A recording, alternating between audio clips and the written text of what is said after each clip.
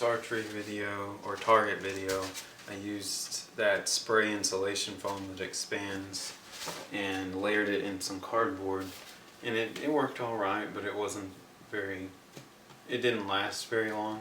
So someone had mentioned in the comments on that video that Home Depot has these foam panels that I think they're for insulation also, but they're very dense. Like, they're only about an inch thick, but they're hard. So I'm hoping that means they have good stopping power for the arrows.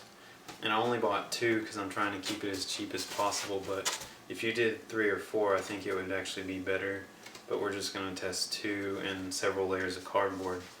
So what I did was cut it out, match some box cuts to the size of the panels, and I also have scraps that I'm going to layer on the back for extra protection, but the front and the middle will be sandwiched like this, if you can see the layers. And I'm not even going to glue them or anything, I'm just going to duct tape it all together. So I'm going to start doing that, and when I'm done we'll go test it.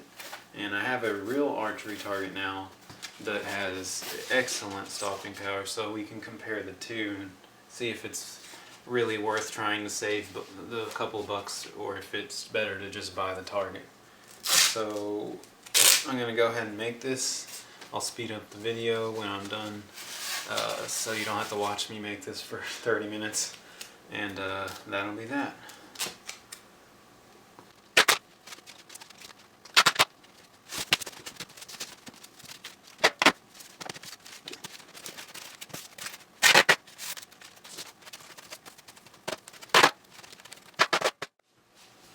So there it is, completed.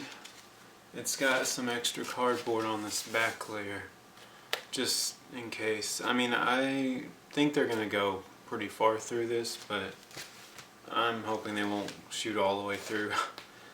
But that's why I'm testing it, so no one else has to make these mistakes.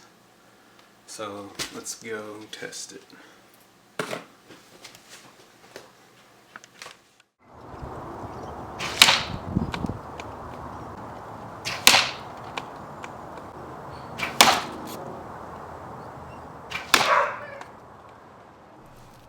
So right away, the first thing I noticed is that the foam does have pretty good stopping power.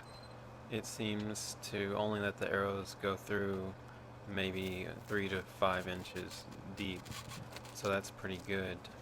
The big downside to that is that it's pretty tough to get them out sometimes, and I have to say that's really the only problem with this material being used as a target, is that it takes so much effort to get the arrows out. If they're a flexible arrow, that's okay, but if they're brittle, you could possibly break them or crack. Like if they're a carbon arrow, you might crack them and they'll break later on.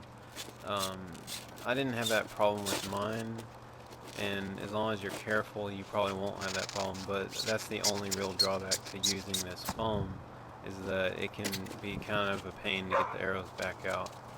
But overall, I would say if you don't want to pay for a real expensive target from somewhere like a sporting goods store, this foam does the job, and it's better than the hardware store expanding foam that I used in my first video. It's probably cheaper too, because only 2 sheets of it cost me about 12 bucks. So compared to like spending 10 or 15 on the 3 or more cans you would need of the spray foam, it's slightly cheaper, and it's cleaner, easier. I mean, it only took me about 20 minutes to tape it all together. So overall, I would say this foam is better than the other foam I used, and it's worth trying it out for yourself. So I hope you enjoyed the video, and there is some footage at the end of the professional style target, just so you can see the difference. But yeah, that's basically it.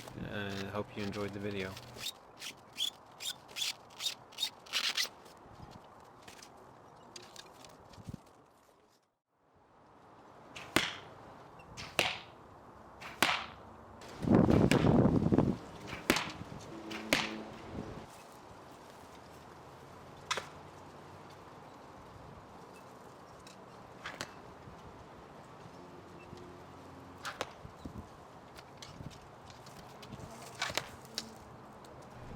Don't forget to subscribe and share this video with anyone you know who loves archery.